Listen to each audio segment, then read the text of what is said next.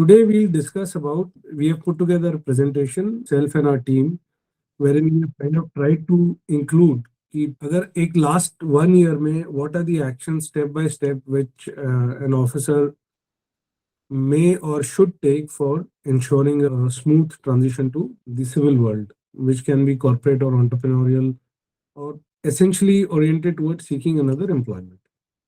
हो सकता है जब तक ये प्रेजेंटेशन खत्म होगा आप लोगों को लगेगा यार ये तो बहुत बेसिक सा था, इसमें क्या ऐसा खास था, but it's as equal to basic drills. करने के बाद में सब कुछ आसान लगता है, जब तक नहीं होता है तब तक लगता है कि ये क्या था. So I start with the presentation. People are still joining in. I'll start with the presentation.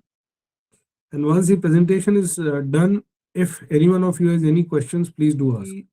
When you're leaving the forces and whenever you're transitioning, some of you would be leaving because now you have completed your service to the nation, having put in the 30, 32, 33 years of service. Some of you would have completed the contractual liability, which is applicable more in the case of short service officers.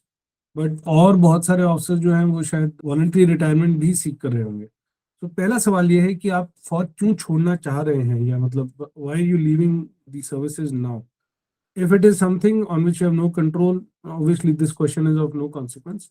ये आपके पास में choice था, और फिर अगर आप ये ऑप्शन ले रहे हैं, I want to leave the services, then this is a question you should dwell deep upon.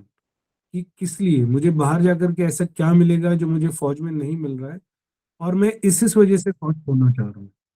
इस क्वेश्चन से आपको बहुत सारी क्लैरिटी आएगी कि आपको किस तरह की नौकरी आगे ढूंढना चाहिए, किस तरह का काम आपको ढूंढना चाहिए, क्या आपको सेटिस्फैक्शन जो अभी नहीं मिल रहा था वो आगे आप किस चीज की तलाश में हैं, क्या खोज रहे हैं.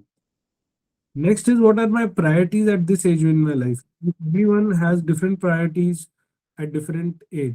When you start writing these down, it help you in terms of approaching.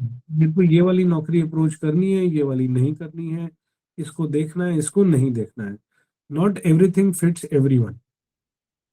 Third, what mental state am I in? And this is very important, especially, and I've seen this more in the case of either short service officers or those who are superannuating. कि अब क्या होगा? You are suddenly coming out of a environment which you have gotten used to for a very very large period of time. और अब वो एक बहुत बड़ा चेंज है, आपको नहीं आइडिया है how that change is going to impact you. उसके फाइनल पॉइंट क्या है उस चेंज की. बहुत सारी बातें सुनते हैं, समझते हैं, होता है, सब कुछ है, बट जब तक पहाड़ खुद नहीं चढ़ते तब तक नहीं आइडिया होता कि कहाँ कहाँ दर्द होता है, कितना पसीना आता है. So do list down your worst case scenarios. What if I quit now और मुझे 6 महीना साल नौकरी ना मिले. What if I do not get a job in the place or the location I prefer to be? What if I get a job but that is not the functional role or the industry I want to be in? So इस तरह से आप अपने worst के scenarios को लिखें, और साथ में ये भी लिखें कि अगर ये हुआ तो what would be my next response, how would I handle this situation. That will kind of reduce the surprises which might occur to you. और फोरवार्न इज फोरआर्म, और कुछ नहीं तो इस मेंटल एक्सरसाइज से ही हेल्प मिलती है. फोर्थ पॉइंट, आपने अपने क्या सपोर्ट सिस्टम्स क्रिएट किए हैं, और इसमें स्ट्रॉन्गेस्ट सपोर्ट सिस्टम जो होता है वो होता है peer group. If you are SS officer, if you are retiring, if I mean after 10, 12, 14 years, please do start interacting with other short service officers who have been, or who are right now in that stage, or who have been there a year or 2 or 3 years earlier, because they have a lot of shared experiences, they have a lot of shared expectations which they'll be able to contribute to your anxiety को कम करने में वो आपकी मदद कर सकते हैं. And इसी तरह से if you are a PMR officer, try and get together. Although आजकल ये सब लोगों ने कर रखा है, आई एम श्योर अगर मेरे कोर्समेट्स ने एक ट्रांजिशन टाइप ग्रुप्स बना रखे हैं तो आपने भी बना रखे होंगे, लेकिन उसको आप थोड़ा सा और वाइड करें और अपने सपोर्ट सिस्टम्स में बात करना शुरू कीजिए. General discussions for the sake of discussion, to understand, बातचीत. ये नहीं कि मुझे नौकरी दिलवा दो जी, मैं अब बाहर आ गया हूँ, वो तो ठीक है, वो करना ही है, but a support group so that आपकी एंजाइटी और आपका जो एजिटेशन है माइंड में वो कंट्रोल में है, थोड़ा रिलैक्स हो और चीजों को और पर्सपेक्टिव इंप्रूव करके देख सके. Finally, when you are leaving, please do inventory of अपने पर्सनल फाइनेंसेस की ढंग से इन्वेंटरी कीजिए और अपनी आने वाली समय की क्या जिम्मेवारियां हैं उसके हिसाब से अपना करियर पाथ चूज करें, सो दैट ऐसा ना हो कि आप जो है इतना एग्रेसिव करियर चूज कर लें जिसकी आपको जरूरत ही नहीं थी, या आप इतना इजी गोइंग कर लें कि आप अपनी फाइनेंशियल रिस्पॉन्सिबिलिटीज को ही पूरा ना कर पाए। So do answer these 5 questions. Now what the transition milestones which we feel and जो हम लोगों ने सोचा है, एंड ऐसा नहीं है कि ये कोई पत्थर में लिखा हुआ काव्य है कि इसको बदला नहीं जा सकता है, बहुत साधारण सी बातें हैं। स्टेप बाय स्टेप 12 महीने में ये 7 चीजें हमें अचीव करनी है। पहला, दूसरा, तीसरा, चौथा, पांचवा, छठा, सातवां। पहला है नेटवर्क। आपको अब दूसरे मतलब बॉर्डर के उस पार जाना है, कॉर्पोरेट में, एंटरप्रेन्योरियल वर्ल्ड में, ऐसी दुनिया में जहां अभी तक आप नहीं गए थे, जहां का आपको इतना आइडिया नहीं है। उसके बाद है, जब आपको आप इसका आइडिया लगाएंगे, आइडिया लगाने के लिए to start networking. Networking for the sake of understanding the other side of the fence. Not, again मैं बार बार इसलिए बोलता हूँ, नेटवर्किंग का मतलब मैंने देखा है खासकर आर्म फोर्सेस ऑफिसर्स का होता है कि मैं 5 लोगों को लिंक्डइन पे पिंग करता हूँ और फिर मैं बोलूंगा जी ये मेरा रिज्यूमे, मेरी नौकरी लगवा देना। या मैं कोई एक ग्रुप ज्वाइन करता हूँ, वहां पे बोलता हूँ कि मैंने ये एमबीए कर लिया, ये कर लिया, ये कर लिया, मेरी नौकरी लगवा दो। No, that's not how you network professionally. Professional network का मतलब है आप पहले लोगों से रिश्ता बढ़ाना शुरू कीजिए, बातचीत शुरू कीजिए, एक अपना संपर्क का दायरा बढ़ाएं उस इंडस्ट्री में, उस जगह पर जहां आप जाना चाहते हैं। आपको एक बहुत ब्रॉड आइडिया भी है, दैट्स ओके। उस बहुत ब्रॉड आइडिया में भी जब आप लोगों से बातचीत करने लगेंगे तो वहां से आपके आइडियाज कांस्टेंट इंटरेक्शन से रिफाइन होने लगेंगे। इट्स समथिंग लाइक दिस, जब हम अकेडमीज में गए, जाने से पहले फौज हमारे लिए एक बहुत बड़ी चीज थी। फिर अंदर गए तो किसी को लगा, and I will speak from the experience of army because मैं आर्मी में था, बाकी नेवी और एयरफोर्स वाले इसको अपने हिसाब से कर सकते हैं टेम्पलेट। तो जब तक एकेडमी में घुसे ही नहीं थे, पता नहीं था कि फौज क्या होता है। फिर एकेडमी में घुसे तो पता लगा कि कुछ आर्मर्ड होता है, कोई आर्टिलरी होती है, कोई infantry होती है। उसके बाद में और लोगों को देखा, सीखा, समझा। तो हो सकता है कि किसी ने इंजीनियरिंग ज्वाइन किया, किसी ने इन्फेंट्री ज्वाइन किया, किसी, बट जब तक उन्हें बेसिक्स नहीं पता होते, वो ये डिसीजन लेने में भी उनको दिक्कत होती। So start networking initially, this is your initial recce, lay of the land, कि भाई है क्या ये कॉर्पोरेट, ये सिविल वर्ल्ड ऐसा क्या है। बिकॉज आप अभी तक अपने वर्दी की नौकरी के अंदर बहुत व्यस्त रहे हैं और आपको सच में बाहर का नहीं अंदाजा है कि बाहर क्या है। सेकंड, अब यहां से नॉलेज गेन करना स्टार्ट करेंगे। थर्ड, स्किल्स एंड एम्प्लॉयबिलिटी की फिर बात करेंगे। फोर्थ, एम्प्लॉयमेंट ढूंढना। पांचवा, अब एम्प्लॉयमेंट ढूंढ लिया तो हमला, जाकर के एम्प्लॉयमेंट लेना। छठा, जब आप हमला करेंगे तो मान के चलें कि आप कितना भी अच्छा कोशिश कीजिए, पहली वेव जनरली फेल होती है। एटलीस्ट ये इन्फेंट्री वाले तो इस बात को कहीं ना कहीं they probably will agree to it, जो हमारा इतिहास कहता है। So then how do you reorg and reattack, and finally once you have achieved what you wanted to, then how do you plan your logistics. So step one, पहले महीने क्या करना है। हमने आज से सोचा जी 1 साल बाद हमारा ट्रांजिट आउट है। पहला महीना सिर्फ एनिमी पेनिट्रेशन कीजिए, समझिए, अपने पुराने संपर्कों को खंगालना शुरू कीजिए, बातचीत करें लोगों से, मिलें जुलें, फोन पर बात करें, समझे, start talking to people of. ये समझे जी वो अपनी नौकरियों में क्या करते हैं, उनकी इंडस्ट्री में क्या होता है।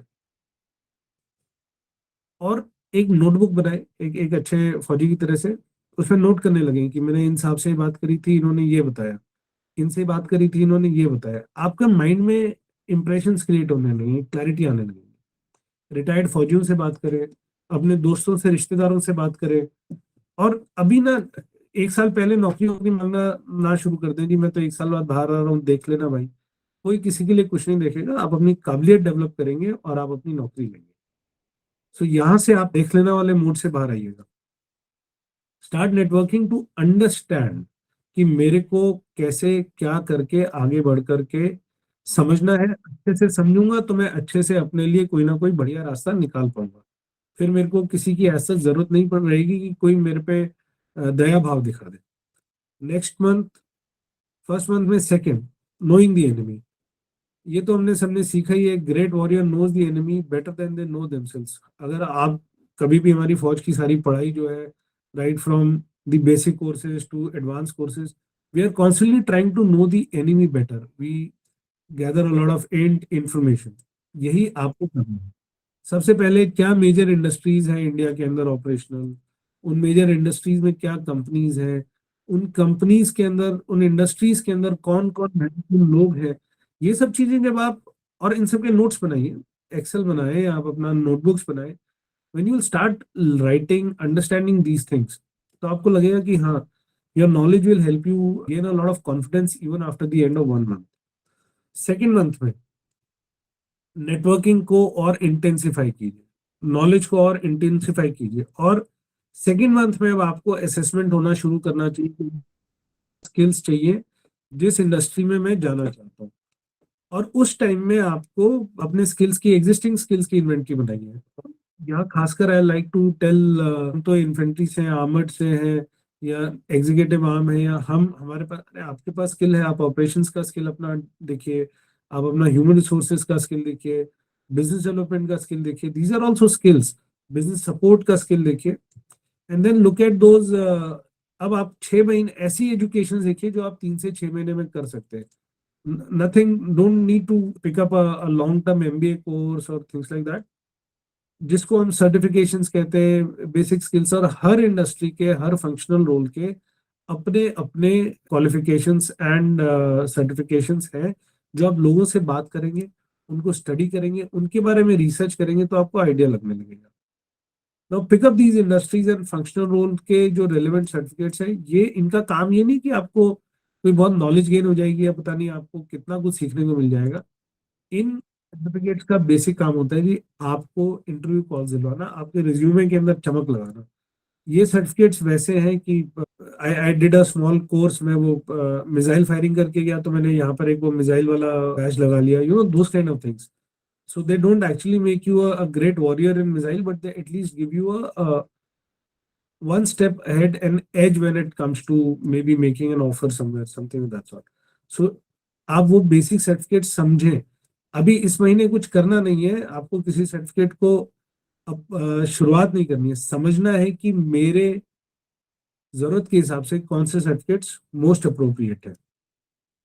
Third month again you continue with networking, you continue with knowledge, you continue with skills and employment. अब आप जो है अपने स्किल्स एंड एम्प्लॉयमेंट वाले जो सर्टिफिकेट्स हैं उनको स्टार्ट कर दीजिए, उनके बारे में, उनमें एनरोलमेंट कराइए, अपना वहां से कीजिए, एक्वायर करना स्टार्ट कीजिए।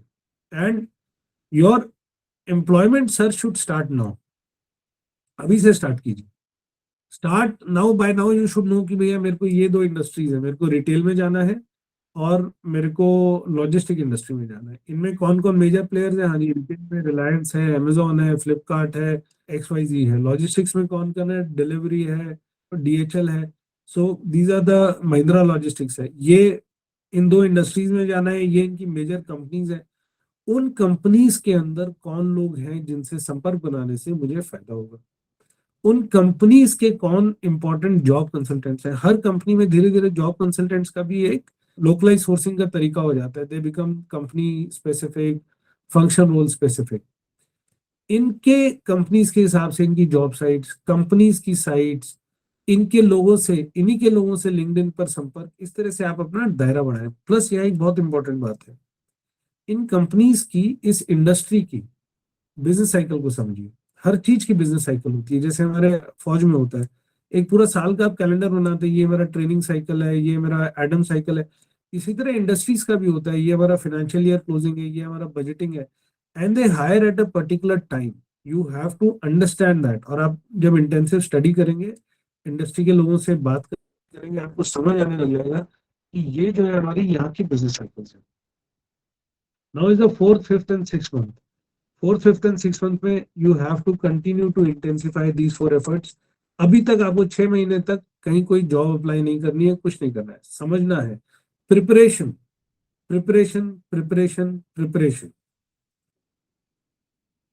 अब now this is the time जब आप फोर्थ, फिफ्थ, सिक्स मंथ में अपना रिज्यूमे लिखना स्टार्ट कीजिए। अभी तक क्या है, इससे पहले आप रिज्यूमे लिखते हैं, बहुत सारे ऑफिसर जो है वो रिज्यूमे लिख रहे हैं और उसका कोई रेलेवेंस ही नहीं है इंडस्ट्री से या जॉब से, वो जिन जॉब्स को अप्लाई करना चाहते हैं, बस खूब बढ़िया बढ़िया अच्छी अच्छी अंग्रेजी लिख देते हैं।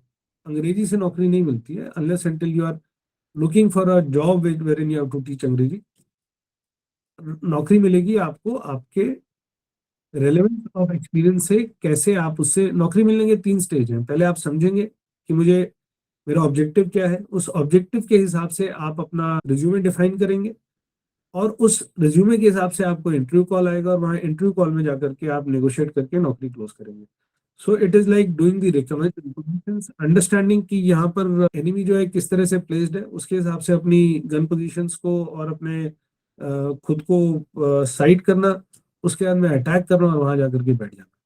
तो similarly by now you should start writing your resume. Resume writing जो है वो बिल्कुल कैलिब्रेटेड होनी चाहिए, ब्रॉड रिज्यूमेज नहीं। मैं एक एचआर का सेपरेट रिज्यूमे बनाऊंगा और वो बनाऊंगा रिटेल एचआर इंडस्ट्री के हिसाब से।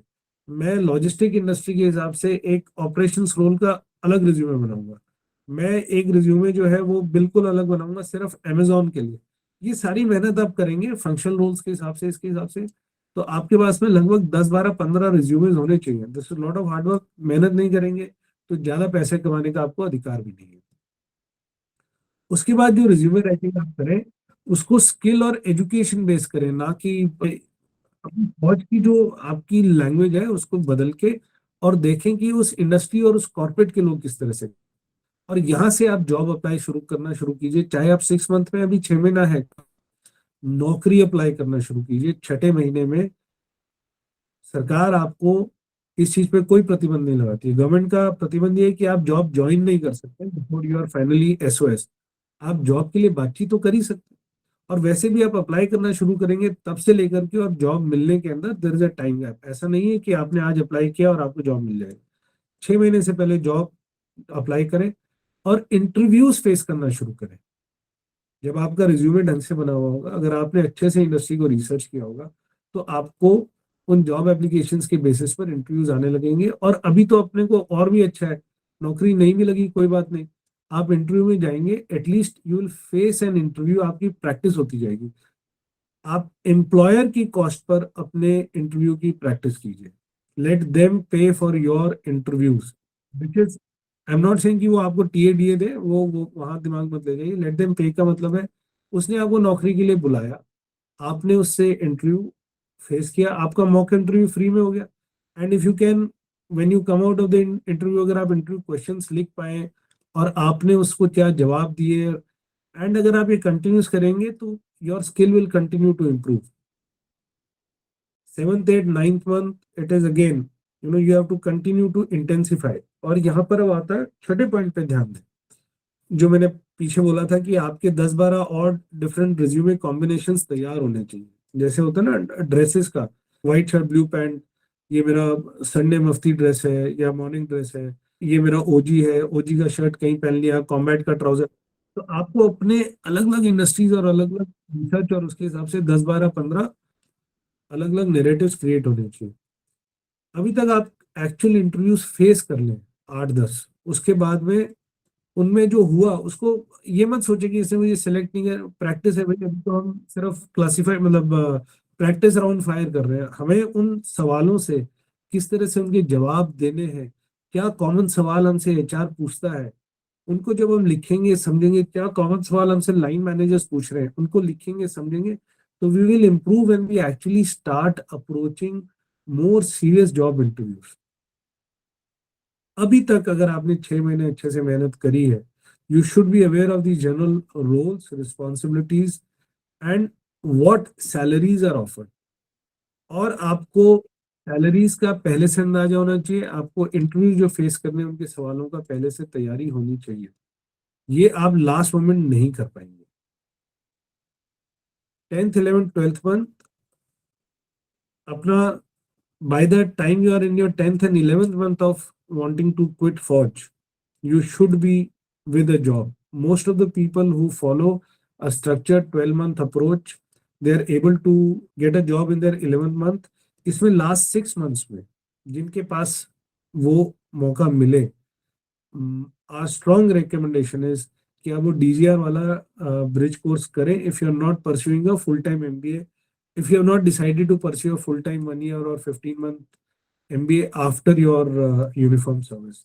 तो DGR कोर्स पहले 6 महीने प्री DGR कोर्स और लास्ट के 6 महीने DGR कोर्स के 1 month prior you should be able to have, और एटलीस्ट 2 मंथ्स प्रायर आपके पास में 2 से 3 नौकरी हो सकती है अगर आप स्ट्रक्चर्ड तरीके से चलेंगे।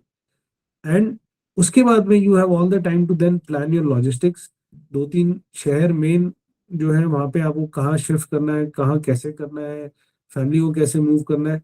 This is more applicable for short service and PMR officers. जो ऑफिसर सुपर एनुएट हो रहे होते हैं उन्होंने लगभग अपना ऑलरेडी इन चीज़ों को एस्टेब्लिश कर लिया होता है मोर और लेस। ये 5-7 बातें हैं जी। ये मैं वैसे तो खैर सब लोग यहाँ पर अफसरान हिंद है क्या बताएं, बट फिर भी रिपीट करने के लिए, आप जो है सो है, लेकिन आप क्या होंगे जहां आप आज अपना टाइम एनर्जी और रिसोर्स लगाएंगे। आप यहाँ से 1 साल काम करना स्टार्ट कीजिए, you will grow in your professional life. Please understand time is the most essential resource. If you have not started your transition effort now, please do it now. आज से शुरू कर दें। जो जिनके पास 6 महीने उनको डबल मेहनत करनी पड़ेगी और ट्रंकेटेड कोर्स टाइप हो जाएगा उनका। और दुनिया को ये मैंने देखा है बहुत सारे आर्मी ऑफिसर्स। मैं आर्मी का इसलिए बोल रहा हूँ because I interact more with army officers. मेरे को सीनियर ने हेल्प नहीं करी, इंडस्ट्री हमको इज्जत नहीं करती, ये नहीं करती। आप तैयारी करें, अपना समय दुनिया को ब्लेम करने में ना लगे।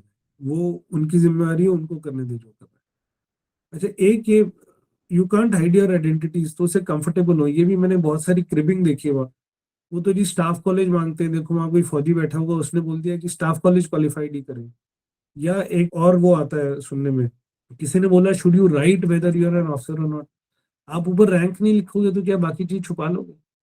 Gate comfortable, what you are उसको कैसे प्रेजेंट करना है, उसके बारे में कैसे अपना नैरेटिव लगाना है, उसमें समय लगाएं, उस चीज को पॉजिटिवली बिल्ड करें। Success is never guaranteed, failure is. आपने तैयारी नहीं करी, आपकी फेलियर गारंटीड है। सक्सेस में थोड़ा सा टाइम ज्यादा लग जाता है, बस यही है। सबको तैयारी करने में उतनी मेहनत लगती है। तैयारी करना है रिज्यूमे 15 बार, ये तो मैंने नंबर बता दिया। 15 बार रिज्यूमे लिखने का मतलब है 150 घंटे की मेहनत है। एक रिज्यूमे में 10 घंटा लगता है। It is too much of labour, और वो सबके लिए है, हार्ड है। लेकिन अब देख लीजिए, आपको बाहर जाकर के धक्के खाने या आपको पैसे कमाने, कम कोई ऐसी इधर उधर की नौकरी करनी है, आपको नौकरियां ना मिले, वो उससे भी ज्यादा मुश्किल है। तो मेहनत कर लीजिए। अब हम सब अपने बच्चों को डायलॉग मारते रहते हैं, पढ़ लो, मेहनत कर लो, ये कर लो, वो कर लो। खुद हम क्या कर रहे हैं? Let's lead by example. Transition करने में मैंने देखा है देयर आर ऑफिसर्स, एंड अभी 7-8 महीने से वैल्यू टॉक्स के through one is getting to know there are officers जो US में पहुंच गए हैं with their almost direct report to Jeff Bezos. And I know officers जो नौकरी भी नहीं मिल रही है, जिनको जो 2-2 साल से घूम ही रहे। So it actually depends on your preparation. None of the officers who are doing well, ये कोई ऐसा था कि पता नहीं इनके क्या अलग लगा हुआ था। And the officers who are not doing well, इनमें कोई कमियां थी।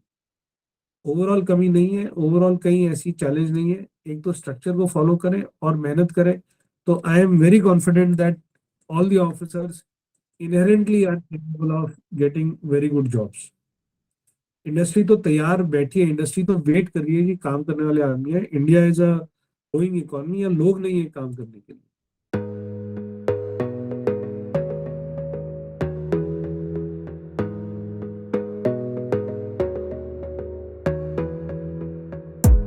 You gotta focus on yourself, on your faith, on your dreams, on your mind, on your health, yeah. You gotta work